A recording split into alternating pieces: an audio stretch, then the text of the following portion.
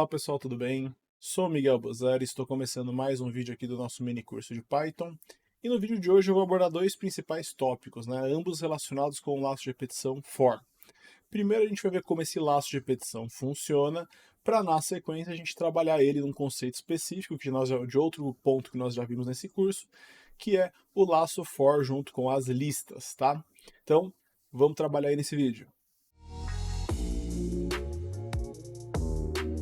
Bom, pessoal, vamos começar aqui o nosso vídeo falando do primeiro caso que eu quero ilustrar com vocês, que é o for usando o comando range, tá?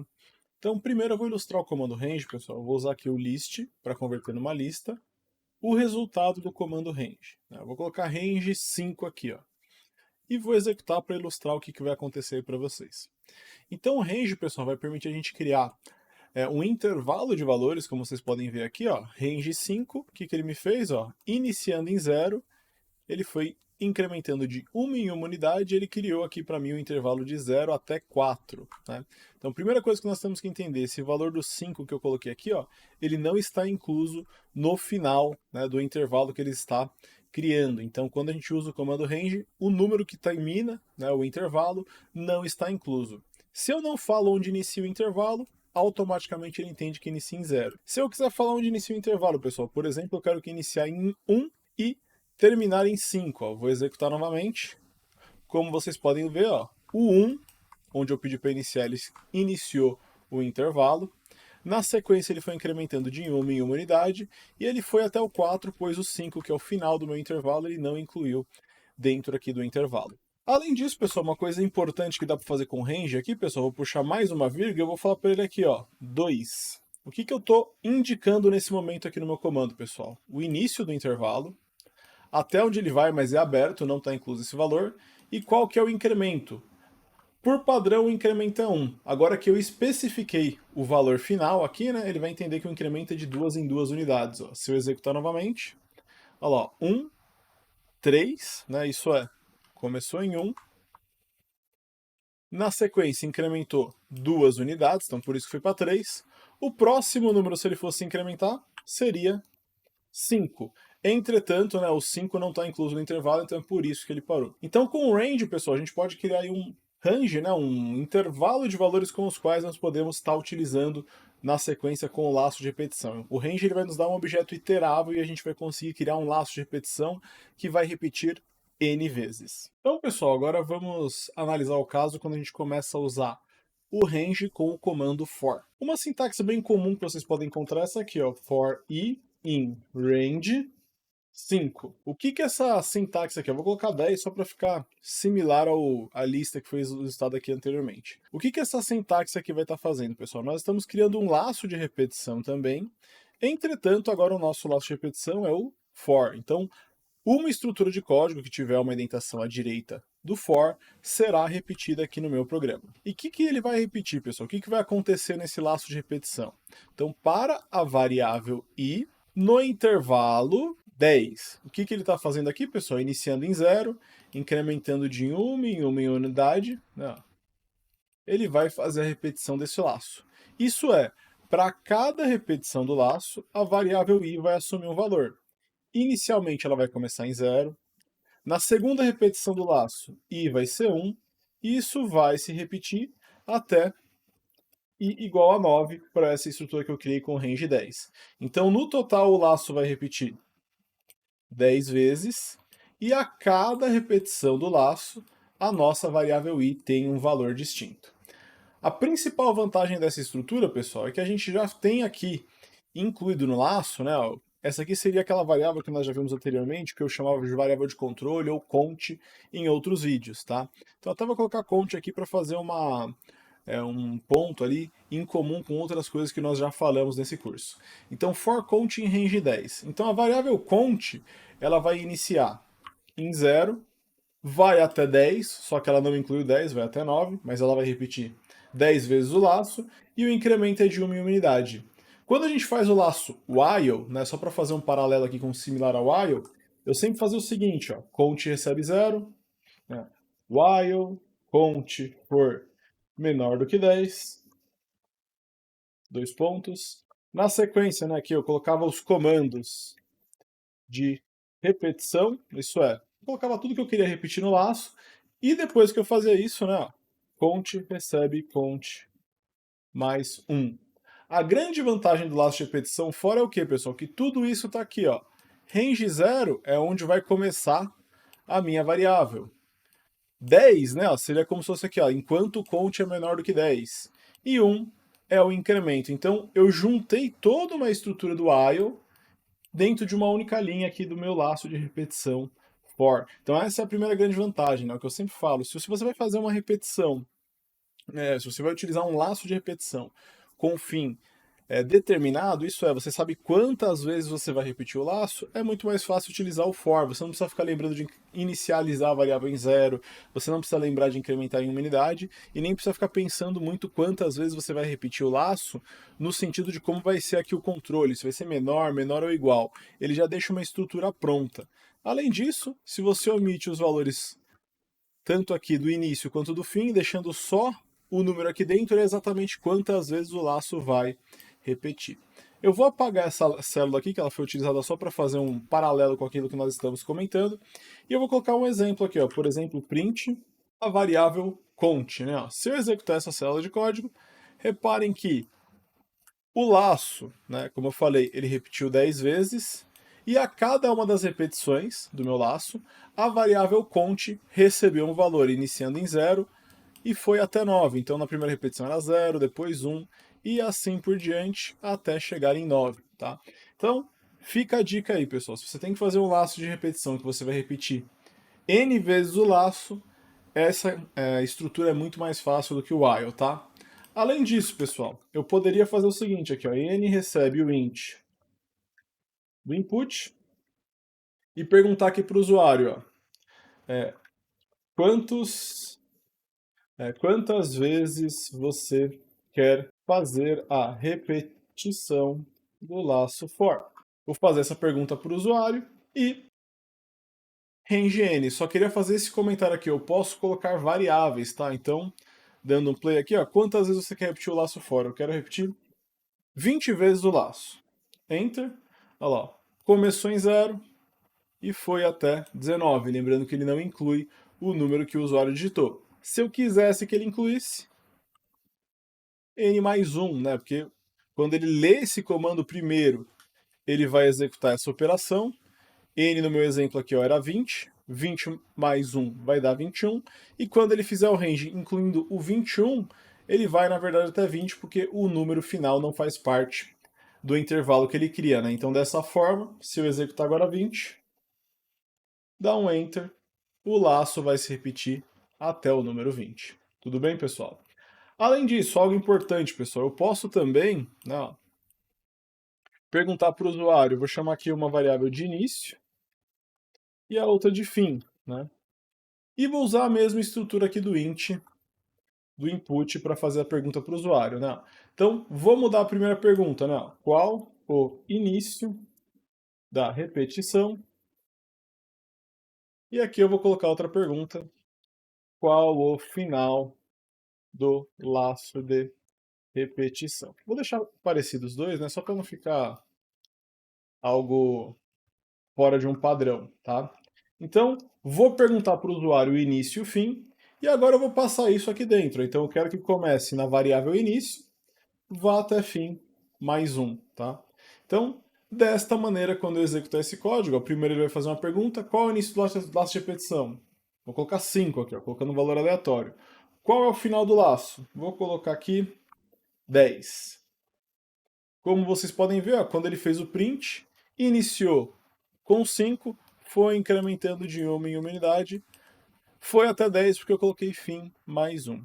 Certo, pessoal? Então esse é o for e in range. Quando você quiser repetir n vezes uma determinada estrutura, use esse comando que é muito mais prático.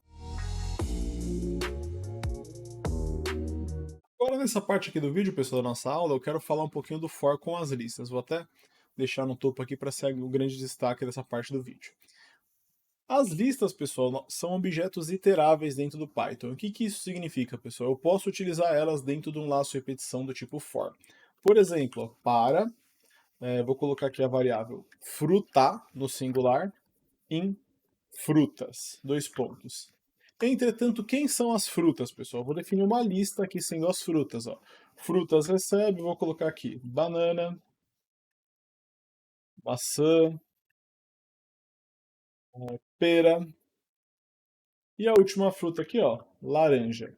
Então eu estou criando aqui, ó, um laço de repetição. Perdão, estou criando aqui uma lista com 4 frutas e agora eu vou utilizar a estrutura que eu coloquei aqui embaixo, ó, for fruta em frutas, dois pontos. O que vai acontecer com essa estrutura, pessoal? De novo, isso aqui é um laço de repetição for, então algo vai se repetir. Frutas é uma lista, pessoal, que tem 1, 2, 3, 4 itens. Logo, o laço de repetição vai se repetir 4 vezes. Na primeira repetição, pessoal, a variável fruta, vou até escrever aqui ao lado, ó. Na primeira repetição, a variável fruta vai receber banana, que é o primeiro item que eu tenho dentro da minha lista. Na segunda repetição, fruta vai receber maçã, que é o segundo item que eu tenho na minha lista. Né? Na terceira, fruta vai receber pera, e como vocês já devem ter percebido, na quarta, fruta vai receber laranja. Tá? Então, quando a gente usa essa estrutura for, o nome de uma variável, em uma lista, né, em frutas aqui no meu exemplo, a cada repetição do laço, a variável que eu coloquei aqui nesse ponto vai receber um dos itens da lista. E o laço vai terminar quando o último valor for passado para a variável fruta e executar, né, o que eu quero que ele execute aqui no laço de repetição. Então, por exemplo, eu vou colocar um print, uma f-string, a fruta. A fruta da lista é variável fruta. Né? Então, quando eu executar isso daqui, ó, olha lá, a fruta da lista é a banana, é a maçã, é a pera e é a laranja, tá? Então, dessa forma aqui é muito mais fácil você percorrer uma lista, você não precisa ficar se preocupando com os índices, né, dos itens da lista, isso é, ele começa em 0, né, vai até 3, então tem que tomar cuidado, ver qual é o comprimento da lista para saber onde começa e onde termina. Sempre começa em 0, mas onde termina a gente precisa do comando len para saber onde ele termina, só que agora com essa estrutura é muito mais fácil, você não precisa se preocupar com isso. A própria sintaxe do Python faz isso para você e a cada repetição você vai acessar um dos valores da lista. Certo, pessoal? Então o que eu queria explicar para essa parte desse vídeo era isso, mas eu ainda vou fazer um exemplo aí com vocês resolvendo um probleminha. Então agora, pessoal, o exemplo que eu quero trazer, eu já adicionei a célula aqui com os comentários do que eu vou resolver. Ó. Então, primeiro, eu vou criar um laço de repetição for que vai repetir 4 vezes uma pergunta para o usuário, né, que vai ser digite um número, e isso vai ser salvo numa lista, e depois eu vou somar os itens da lista. Só que eu não vou usar o sum como eu mostrei na última aula, eu vou usar o laço de repetição for, porque é o conteúdo que eu quero mostrar nesse vídeo. Então, a primeira coisa que eu vou fazer, pessoal, eu vou criar uma lista vazia de números, tá? Na sequência, for i in range 4. Então eu já criei uma estrutura que vai se repetir 4 vezes. For i in range 4, eu sei que o 4 indica que o laço vai repetir 4 vezes. E eu vou fazer o seguinte aqui, ó. O número, a variável n, perdão, vai receber o float do input, digite o i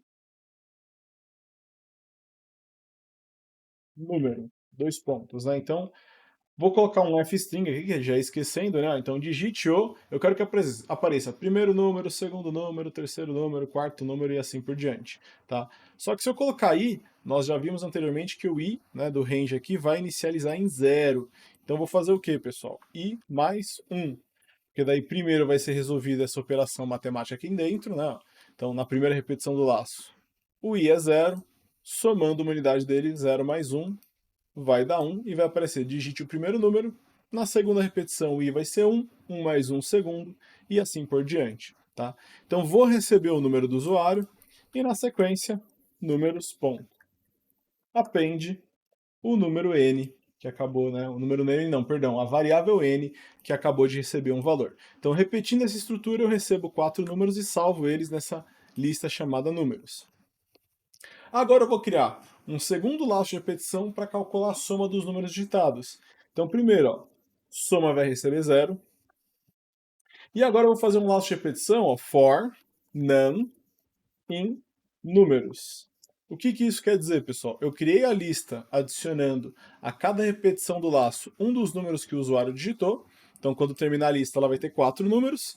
E a variável num, a cada repetição deste segundo laço aqui, ó, cada vez que ele repetir, ele vai receber um dos números da variável números, que é uma lista aqui ao qual salvei os números que o usuário digitou. Então, a cada repetição, na ordem do que o usuário digitou, a variável num vai receber um dos números que o usuário digitou.